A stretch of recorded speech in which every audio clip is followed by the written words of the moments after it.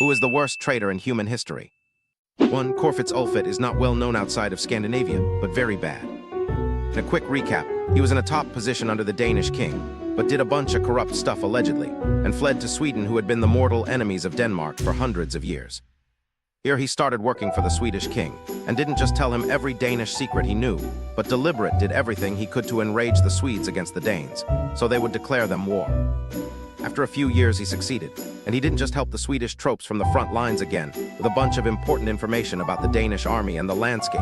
He also let the Swedish king borrow insane amounts of money from him that he had stolen from the Danish treasury money, that was then used to buy mercenaries for the invasion.